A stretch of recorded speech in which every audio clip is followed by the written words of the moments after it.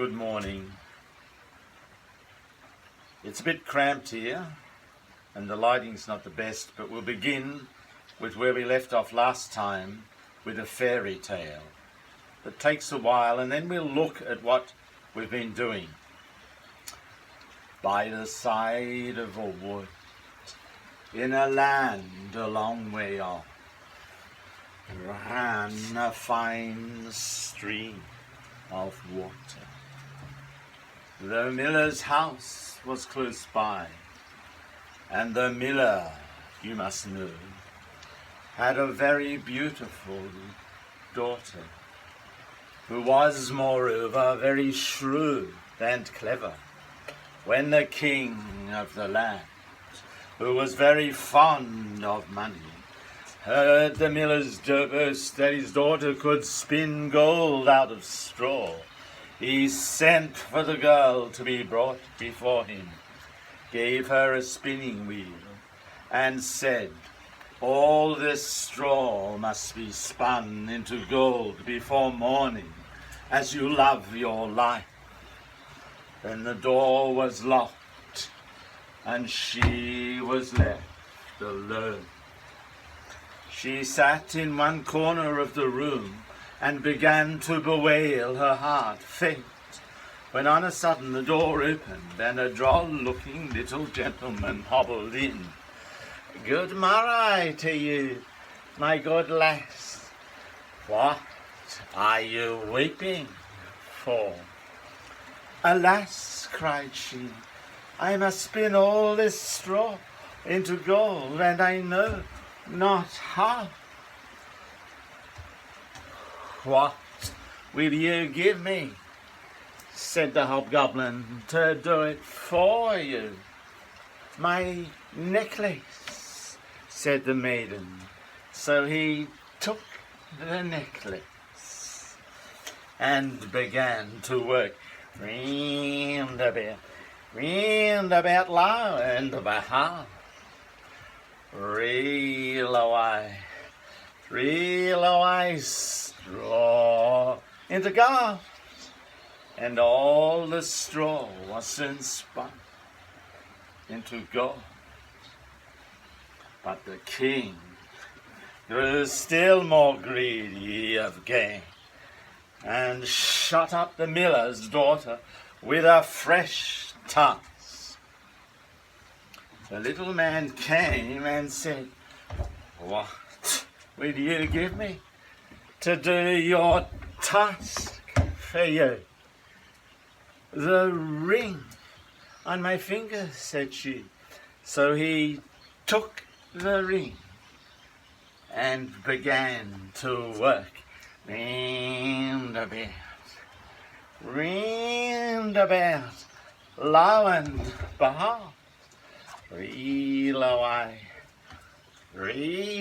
away, straw into gold, and all before morning was done again. The king was greatly delighted to see all this glittering treasure, but still he had not enough. So he led the miller's daughter to a room in his palace, where there was a yet larger heap of straw, and said, "All this must be spun tonight, and if it is, you shall be my queen."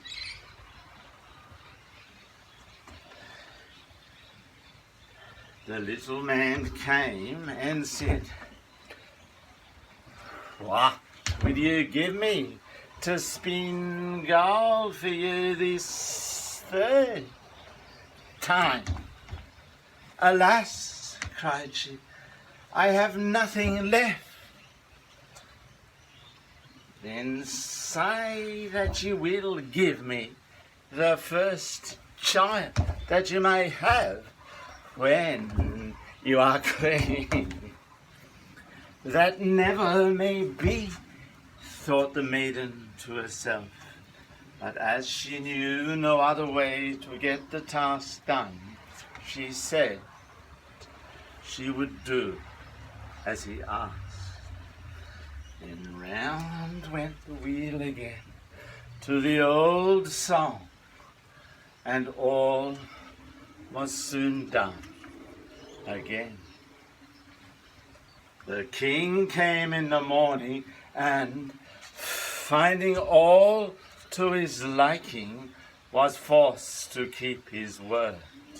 So he married the miller's daughter, and she really became queen.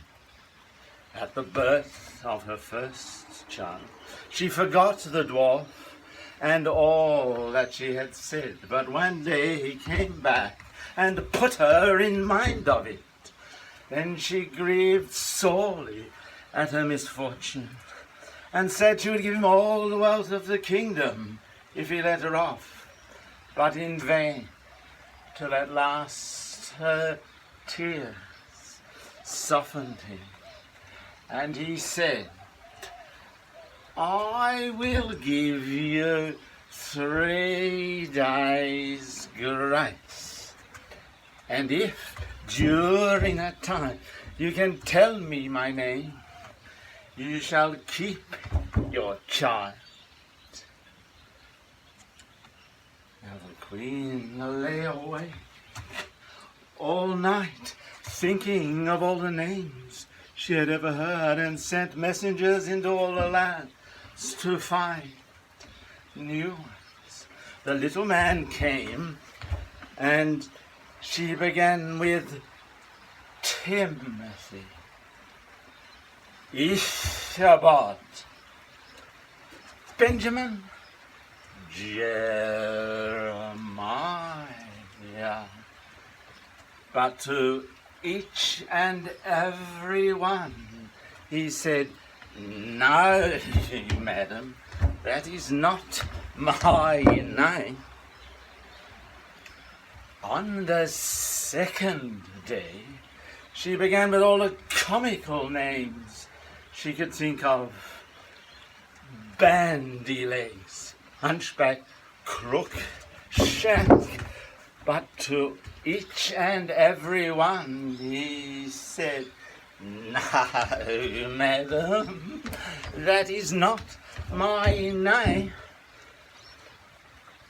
On the third day, one of the messengers came back and said, I have found no new name.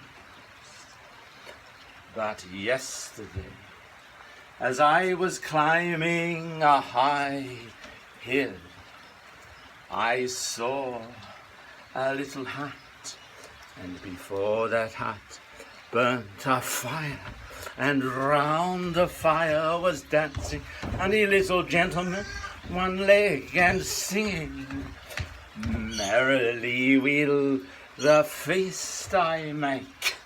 Today I'll brew, tomorrow I'll bake. The next day does a stranger bring.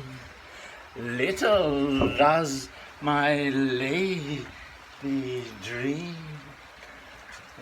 Rumpelstiltskin is my name. When the queen heard this, she jumped for joy and called all the court round to enjoy the fun.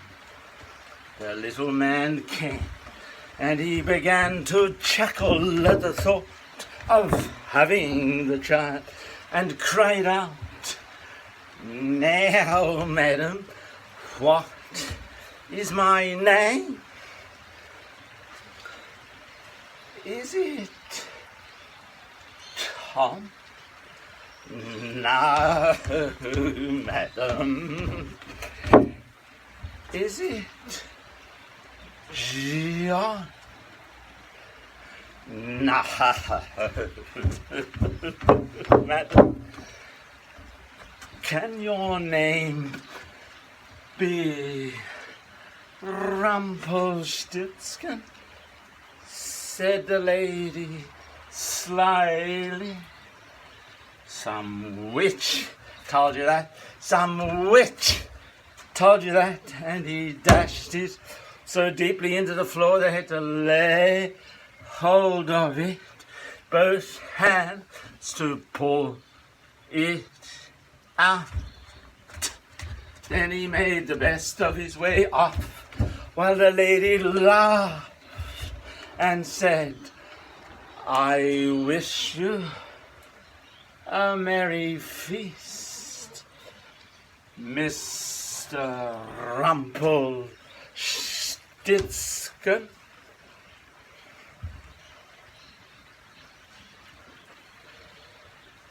So, what have we been doing? And maybe the answer lies in the question, as is often said.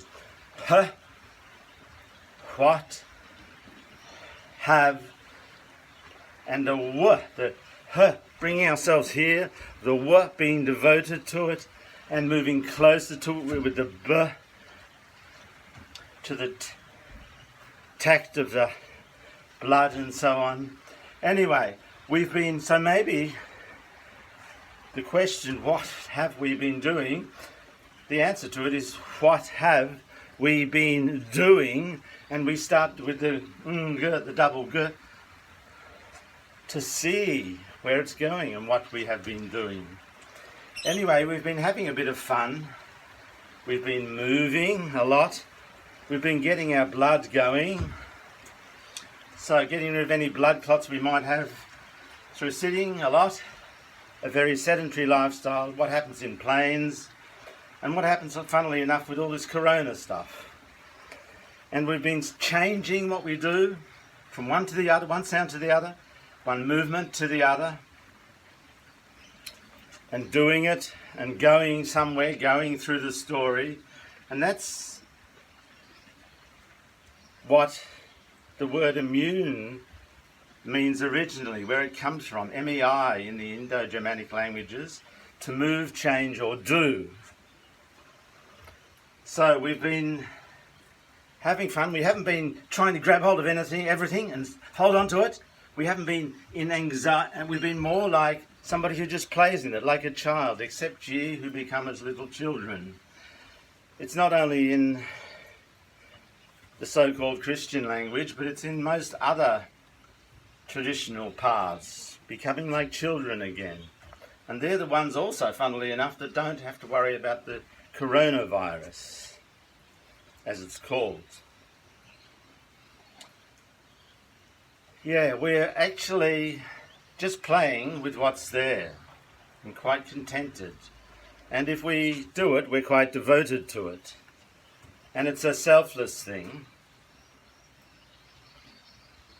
And we start to see, you started to see in the story, you were doing it maybe, but you were also seeing in it. You were seeing in the movements, you were seeing in the light breathing.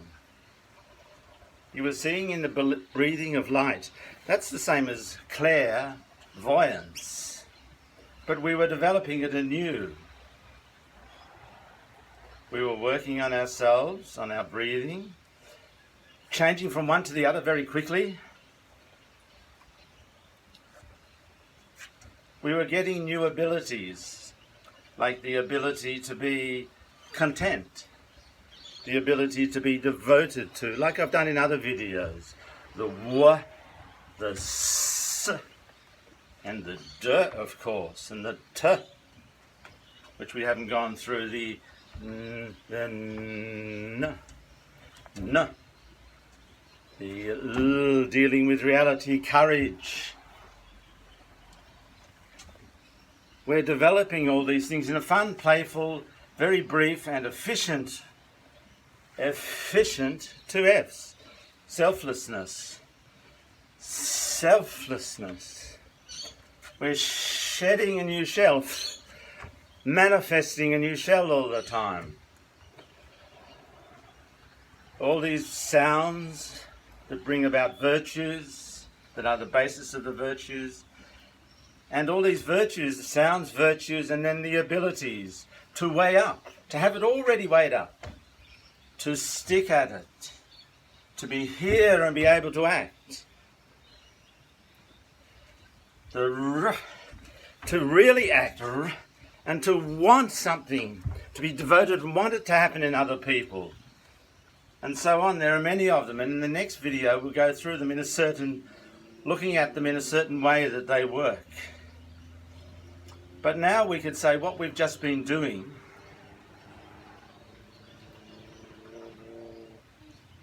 is transforming some of our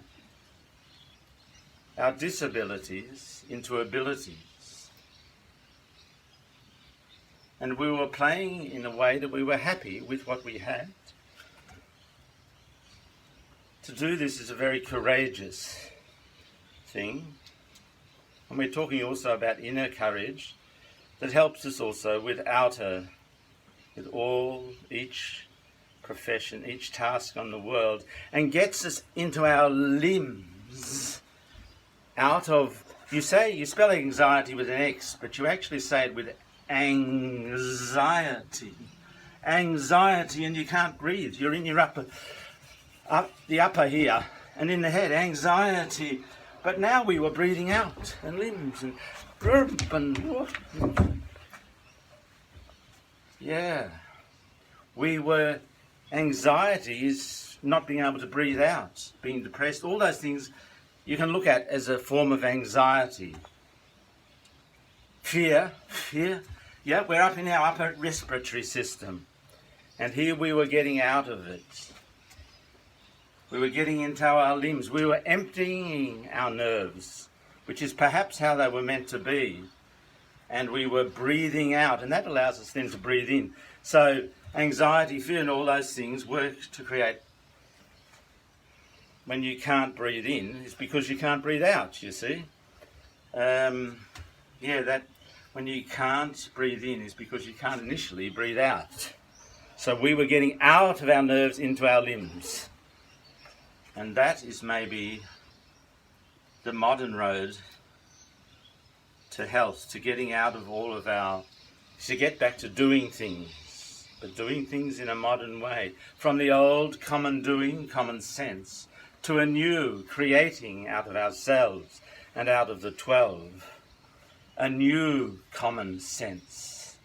And maybe working also on developing, increasing the strength of our 12 senses, and become living in the light breathing, a new form of clairvoyance, where our arms and our legs and our head become as tentacles, or as Rudolf Steiner calls them, Fühlhörner. We actually think maybe with our limbs more than with our brain. We probably do this a lot more than we like to believe.